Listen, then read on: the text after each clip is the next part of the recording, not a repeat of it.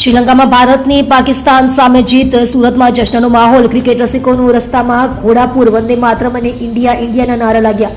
ICC T20 world કપમાં પાકિસ્તાન સામે ભારતની ભવ્ય જીત થતા સુરતમાં ચારે તરફ બાળકોથી લઈને યુવાનો સુધીના ક્રિકેટ રસિકોએ રસ્તાઓ પર નાચગાન કરીને ઉજવણી કરી હતી। જ્યારે અમદાવાદના સિંધુ ભવન રોડ પર મોટી સ્ક્રીન પર મેચ નિહાળી રહેલા લોકોએ ભારત માતા કી જયના નારા લગાવીને જશ્નનો માહોલ સર્જ્યો હતો। મેચના રોમાંચક પળોમાં બંને શહેરોમાં મોટી સ્ક્રીન પર ભીડ ઉમટી પડી હતી। લોકોને નાચતા કૂદતા જોવા મળ્યા હતા, જેના કારણે આજની રાત ક્રિકેટ પ્રેમીઓ માટે અવિસ્મરણીય બની ગઈ છે। ભાગળમાં જશ્નનો માહોલ। સુરતનો ભાગળ વિસ્તાર હંમેશાથી જીતની ઉજવણીનું કેન્દ્ર રહ્યો છે। આજે પણ ટીમ ઇન્ડિયાની જીત થતાની સાથે જ લોકો તિરંગા સાથે રસ્તા પર ઉતરી આવ્યા હતા। ઢોલ નગારાના તાલે લોકો ઝૂમી ઉઠ્યા હતા અને એકબીજાને જીતની વધામણી આપી હતી। લોકોનું કહેવું હતું કે આજે મહાદેવના આશીર્વાદથી ભારતે પાકિસ્તાનને પછાડ્યું છે। આનાથી મોટો ઉત્સવ બીજો કયો હોઈ શકે।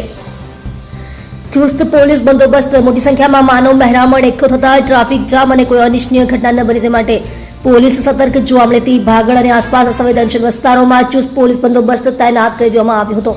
ઉચ્ચ અધિકારીઓ દ્વારા સતત મોનિટરિંગ કરવામાં આવ્યું હતું, જેથી ઉજવણીમાં કોઈ ખલેલ ન પહોંચે અને શાંતિપૂર્ણ રીતે વિજયોત્સવ મનાવી શકાય। મોડી રાત સુધી સુરતના રસ્તાઓ પર ભારતની જીતનો અને શિવરાત્રીના પર્વનો બેવડો ઉત્સાહ જોવા મળ્યો હતો।